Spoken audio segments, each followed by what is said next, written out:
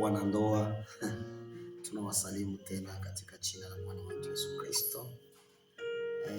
Tunapata fursa tena hii ya kuja mbele yenu na kuzungumza kuhusu jambo la pili. Ya kwanza tulizungumza katika audio yetu ya siku zilizopita. Tukasema ya kwamba katika ndoa, kwa wale ambao tayari iko katika ndoa, ni sharti wasijihisi, lakini wajue au wafahamu. Lakini siku ya leo nilipenda nikupatie shauri ya pili, au niwapatie baba na mama ambao wananifuata kupitia mtandao, kaka na dada, papa na mama wenye mnanifuata muda kama nao. Shalom shalom, au zetu tunawapenda sana. Ni kweli katika ulimwengu ukapenda ukue na entreprise ya mzuri, anza kwanza ujenge familia mzuri. Paske kila group, kila kundi ambao wanatumika kama familia, ile kundi inaenda mbali sana. Même dans l'église locale, mchungaji ukipenda ukuwe na kanisa nzuri ambalo lina represente Kristi, ni sharti majamaa mule ziishi kama kifamilia, ishi kifamilia. Na ndio maana shauri zangu zinaenda couple vie conjugale, maisha katika ndoa. Sababu hata mpei, hata mwinchi, inchi nzuri ni yenye iko na mafamilia nzuri. Ni kusema pei ipone, kusema inchi ipone, tuponeshe ama tutunze kwanza jamaa ama foyer et famille. Si on peut vivre comme une famille dans une église, cette église doit ou bien va refléter l'image de Christ. Kama tunaweza ishi kama gisi familia, baba, mama na watoto, gisi wanaishi kwa upendo, kwa umoja, ile entreprise itakuwa nguvu, ama ile kampuni yako itakuwa nguvu, ama ile kanisa ambalo unaongoza mpendwa itakuwa na nguvu. Matokeo yake ni mazuri. Bila kuchosha, acha niende mbio kwa pointi yangu ya pili, kusema ya kwamba kwa wale ambao wanataka ingia katika ndoa, nije kuna mpango ya kuingia. Mimi najua ya kwamba ulishapana dot, uko na ngojea kufanya mariage religieux na civil.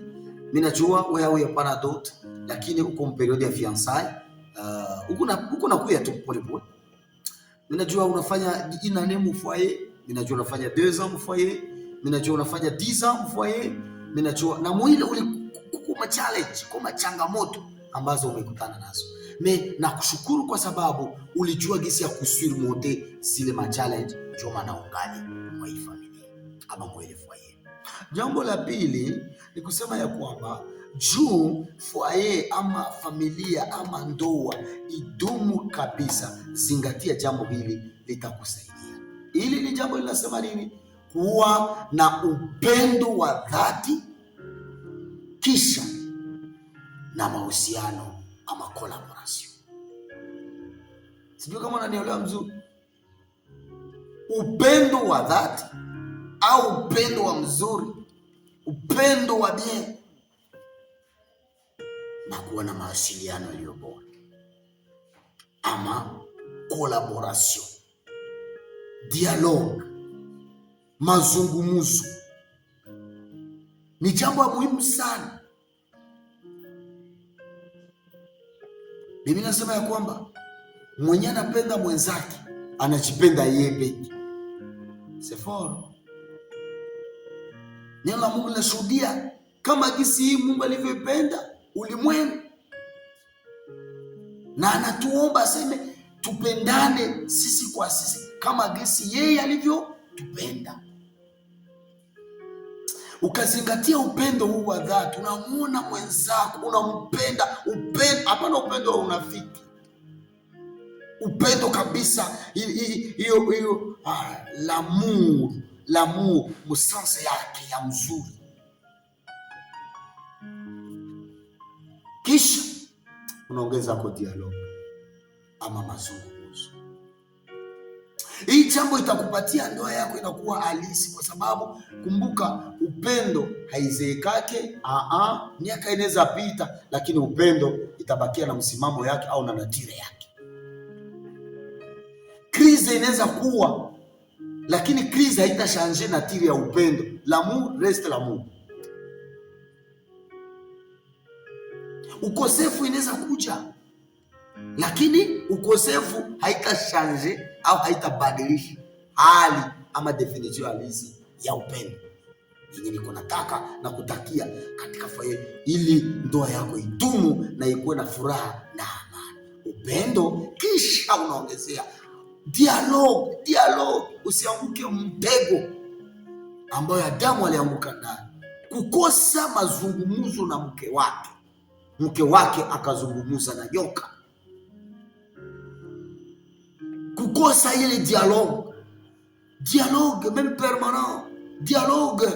Hata ku telefone unaita mke wako, unaita bwana wako, unamwambia oui chérie je t'aime, oui papa je t'attends, oui mon ami, bien vile unamwambia, ça crée encore une nouveauté.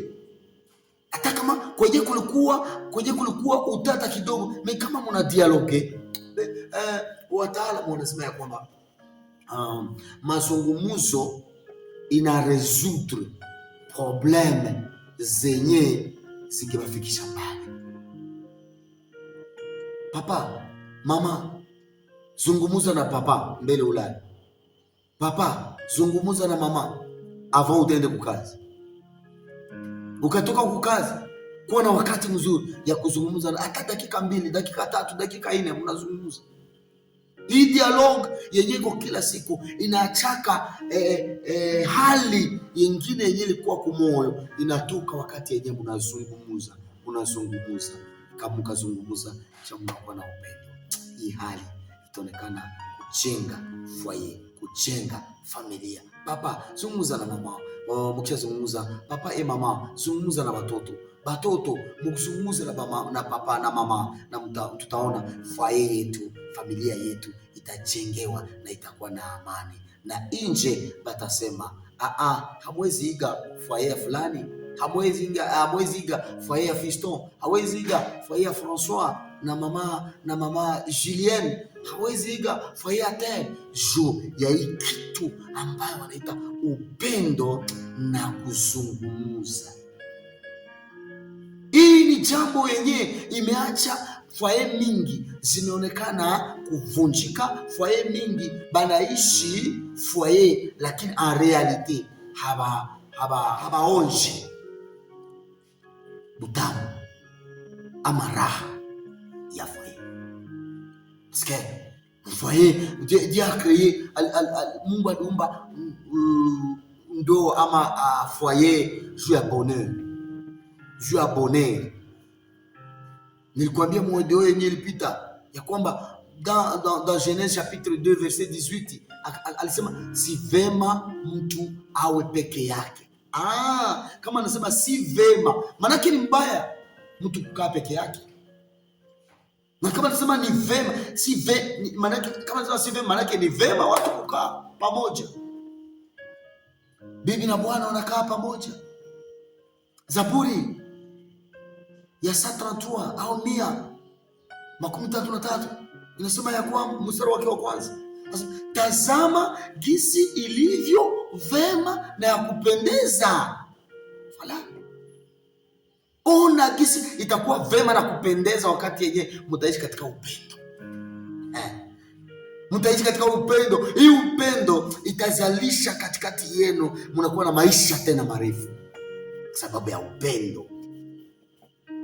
Nilipenda nikuambia kwamba papa, mama, jeune fille, jeune garçon, wenye mnataingia hivi, msingatie hii kitu. Upendo na dialogue itakusaidia.